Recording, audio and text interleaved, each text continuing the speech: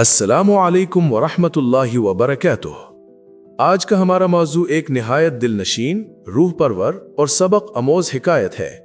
ایک بادشاہ اور اس کی بیٹی کا واقعہ جو اسلام کی روح، اللہ پر توکل، عاجزی، عدل اور آخرت کی یاد میں لپٹا ہوا ہے۔ اور آج ہمارے ساتھ موجود ہیں ہمارے دیرینہ دوست اور فکری گفتگو کے ساتھی محمد معیز صاحب۔ معیز بھائی، خوش آمدید۔ وعلیکم السلام ورحمۃ اللہ وبرکاتہ۔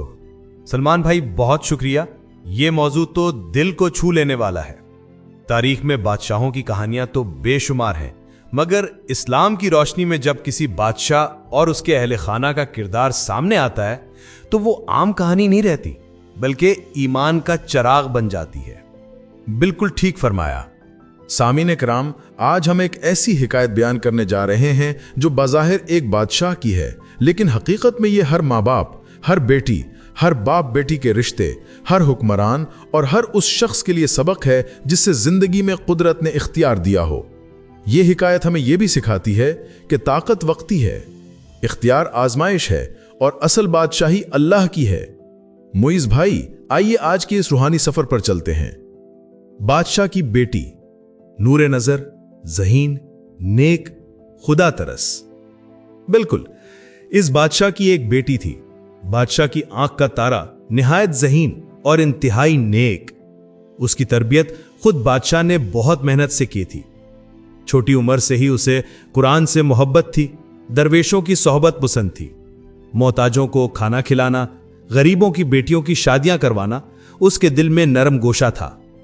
باپ بادشاہ تھا، مگر بیٹی نے دنیا کے رنگ و روغن سے اپنا دامن بچا رکھا تھا۔ بادشاہ جب کبھی اس کی باتیں سنتا، دل میں کہتا، کاش میری ساری رعیت کو ایسے دل اور ایسے اخلاق مل جائیں۔ پھر ایک وقت ایسا آیا کہ خزانہ خالی ہونے لگا۔ پے در پے حادثات کی وجہ سے خزانے کے دروازے سناٹے میں ڈوب گئے۔ جنگوں کے اخراجات، بارشوں کی قلت، اناج کی قلت، یہ سب مل کر ایسا وقت لے آئے کہ خزانے کے دروازے سناٹے میں ڈوب گئے۔ بادشاہ پریشان ہو گیا۔ ایک حکومت کی سب سے بڑی ذمہ داری رعایا ہوتی ہے، اور رعایا بھوک کے دہانے پر پہنچ چکی تھی۔ بادشاہ دن رات اللہ سے دعا کرتا، اے میرے رب، مجھے آزمائش میں نہ ڈال، میرے ہاتھوں کسی پر ظلم نہ ہو جائے، مجھے سیدھا راستہ دکھا۔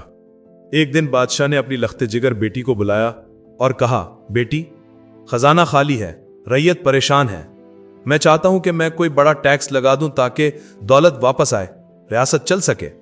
بیٹی نے بڑی خاموشی سے باپ کی طرف دیکھا اور بولی، ابا جان، کیا کبھی اللہ نے آپ کو مایوس چھوڑا ہے؟ کیا اس نے کبھی بغیر حساب کے نہیں دیا؟ تو پھر آج ہم کیوں اس پر بھروسہ چھوڑ دیں؟ اگر آپ نئی مالی مشکل میں ہیں تو پہلے اللہ کے حضور ہاتھ اٹھائیے، پھر اپنی پالیسی بنائیے۔ ریپ اور سختی وہ آخری راستہ ہے جسے صرف ناگزیر حالات میں چنا جاتا ہے۔ بادشاہ حیران رہ گیا۔ بیٹی کی بات سیدھی دل میں جا لگی۔ اس رات بادشاہ نے لمبی دعا کی، سجدوں میں گڑبڑایا۔ صبح جب فجر کی اذان ہوئی تو دل عجیب سکون سے بھر گیا۔ بادشاہ نے فیصلہ کیا کہ وہ رعایا پر بوجھ نہیں ڈالے گا، وہ اللہ سے مانگے گا اور جائز راستہ اختیار کرے گا۔ یہ وہ لمحہ تھا جہاں حکمران کا دل اقتدار سے ہٹ کر خدمت کی طرف آیا۔ اس فیصلے کے ٹھیک اگلے دن ایک غریب مسافر بادشاہ کے دربار میں آیا۔ پھٹے کپڑے، تھکا ہوا چہرہ، مگر آنکھوں میں نور۔ اس نے کہا، اے بادشاہ، میں دور ملک سے آیا ہوں۔ میں ایک تاجر تھا، مگر میرا سارا مال راستے میں چوری ہو گیا۔ میرے پاس ایک امانت ہے جو آپ تک پہنچانی ہے۔ بادشاہ حیران ہوا، میرے پاس کیسی امانت؟ مسافر نے ایک چھوٹا سا تھیلا بڑھایا، اس میں کئی سونے کے سکے تھے اور ایک چٹھی۔ چٹھی میں لکھا تھا، اے بادشاہ وقت، تو نے رعایا پر سختی نہیں کی، اللہ پر توکل کیا، یہ اللہ کی طرف سے مدد ہے۔ اس دولت سے اپنی رعیت کی بھوک مٹا اور عدل قائم رکھ۔ بادشاہ کی آنکھوں سے آنسو بہنے لگے۔ اور یہاں پر بیٹی کی نصیحت ایک بار پھر سچ ثابت ہوئی، جس نے کہا تھا کہ اللہ اپنے بندوں کو ضائع نہیں کرتا۔ بادشاہ نے یہ دولت رعایا کی تقسیم کے لیے وقف کر دی اور ریاست میں پھر سے خوشحالی آنے لگی۔ اس حکایت میں کئی روحانی پہلو ہیں۔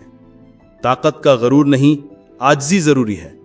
فیصلہ کرنے سے پہلے اللہ کی طرف رجوع۔ اولاد کی اچھی تربیت والدین کے لیے سب سے قیمتی سرمایہ، اور سب سے بڑھ کر तवक्कुल इंसान को ऐसे रास्ते दिखाता है जहां अक्ल खत्म हो जाती है। बिल्कुल सामीन इकराम, ये तो सिर्फ इस तवील हिकायत का पहला हिस्सा है। आगे हम आपको बताएंगे कि बादशाह की बेटी को एक और बड़ी आजमाइश का सामना करना पड़ा और इस आजमाइश ने पूरी बादशाहत को हिलाकर रख दिया। वो क्या आजमाइश थी? बादशाह ने क्या फैसला किया? बेटी ने किस तरह अल्लाह पर भरोसा किया?